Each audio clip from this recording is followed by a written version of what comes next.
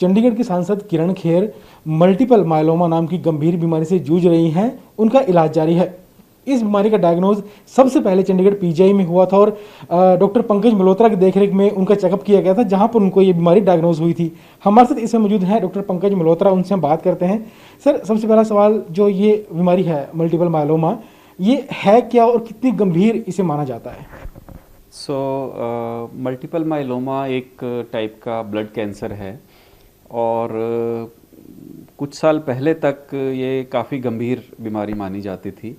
गंभीर बीमारी तो अभी भी है क्योंकि एक टाइप का ब्लड कैंसर है, लेकिन अब इसके लिए हमारे पास काफ़ी सारे ट्रीटमेंट अवेलेबल हैं और उन ट्रीटमेंट से हम मरीज़ को मतलब गुड क्वालिटी ऑफ लाइफ दे सकते हैं और काफ़ी सालों के लिए ठीक ठाक मरीज रह सकता है। सर, इस बीमारी में शरीर पर असर क्या पड़ता है?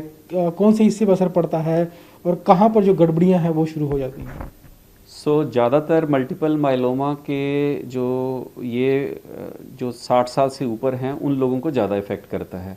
हालांकि हमारे पास ऐसे मरीज़ भी हैं जिनको 30 साल की उम्र में भी हमने डायग्नोस किया है, पर अगर मेरे पास 100 मरीज़ हैं माइलोमा के तो ज़्यादातर लोग जो हैं वो 55, 60, 65, 70 साल से ऊपर वाले होते हैं। और इंडिया में जो हमने स्टडीज़ की हैं उसमें भी हमने ये देखा है कि ज़्यादातर लोगों की उम्र 60 साल 65 साल से ऊपर होती है।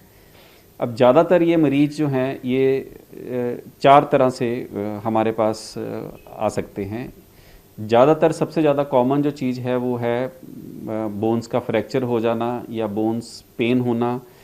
और जैसे ऑनरेबल मिसिस खेर को भी जो है वो फ्रैक्चर जो है ना वो अचानक ही फ्रैक्चर हो गया, गिरे भी नहीं फिर भी फ्रैक्चर हो गया।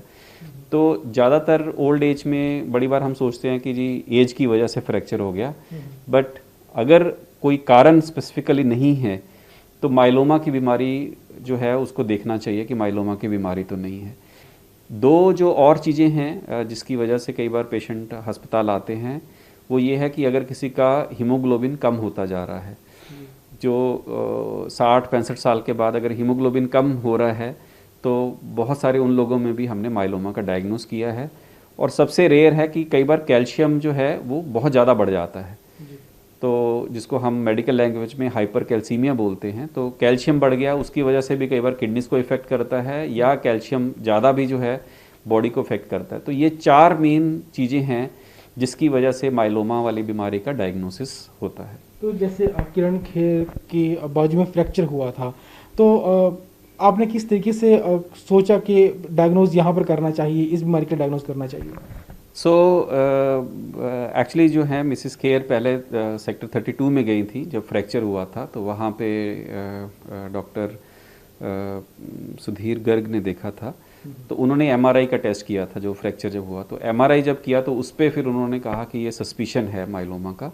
तो उसके बाद फिर उन्होंने कांटेक्ट किया कि ये ऐसे ऐसे करके हमें लग रहा है तो क्या चीज़ करना चाहिए। तो फिर हमने यहाँ पे उसके लिए पेट सीटी स्कैन किया था यहाँ पे, जिसमें कि पिक्चर ज़्यादा क्लियर हो गई थी कि ये माइलोमा की बीमारी है। और कुछ जो फ्रैक्चर है वो तो वैसे दिख रहा है, लेकिन बाकी बोन्स भी जो हैं वो थोड़ी सी वीक हुई हैं इसकी वजह से। तो इस तरह से जो है वो फिर बाकी फिर ब्लड टेस्ट और बाकी टेस्टों से फिर हमें पता लगता है। तो सर, कोई ऐसा कारण अब तक सामने आ पाया है जिस वजह से ये बीमारी जो है लोगों को हो जाती है? कोई स्पेसिफिक रिसर्च इस बारे में हुई हो? अनफॉर्चुनेटली बहुत ज़्यादा रिसर्च तो नहीं हुई है कि मल्टीपल माइलोमा जो है वो क्यों जो है ना इसका कारण क्या है। लेकिन एक चीज़ जो हमने देखी है वो देखा है कि खासकर पंजाब और केरला 2 स्टेट्स ऐसी हैं जहाँ पे माइलोमा का पिछले कुछ सालों से इंसिडेंस बढ़ा है।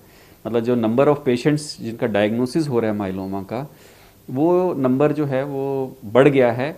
अब क्यों बढ़ गया इसका कारण देखना ज़रूरी है। कई बार हम जैसे सभी ब्लड कैंसर्स के साथ या दूसरे कैंसर्स में यही बोलते हैं कि जितनी पेस्टिसाइड्स का यूज़ हो रहा है, इंसेक्टिसाइड्स का यूज़ हो रहा है और जो पोल्यूशन है, हम जनरली उसी को एट्रीब्यूट करते हैं कि ब्लड कैंसर्स के जो कारण हैं ज़्यादा बढ़ने के वो ये कारण है। तो इसमें भी हो सकता है कि कुछ जो है अफ्रीका से और कुछ अमेरिका से जो कुछ स्टडीज़ हैं उन्होंने शो किया है कि हाँ जो इंसेक्टिसाइड्स और पेस्टिसाइड्स का यूज़ है उसमें कई बार जो है ये कैंसर बनने में ये कारण हो सकता है।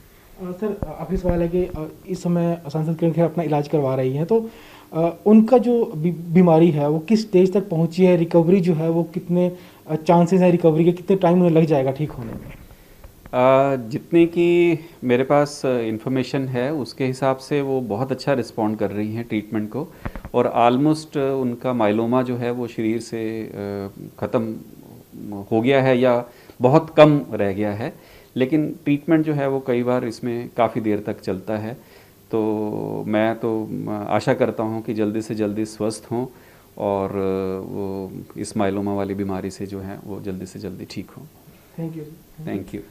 ये थे चंडीगढ़ पीजीआई के डॉक्टर पंकज मल्होत्रा, जिन्होंने कहा कि जहां पर डायग्नोज चंडीगढ़ पीजीआई में सबसे पहले हुआ था सांसद किरण खेर का, और उसके बाद जो है इनका इलाज लगातार जारी है, और इनका कहना है कि जो स्थिति अभी जो जानकारी मिल पाई है उसके हिसाब से सांसद किरण खेर जल्दी रिकवर कर रही हैं और जो बीमारी है वो तेज़ी से ख़त्म हो रही है, और कामना करते हैं हम सब लोग के सांसद किरण खेर जल्दी से स्वस्थ हो जाएँ।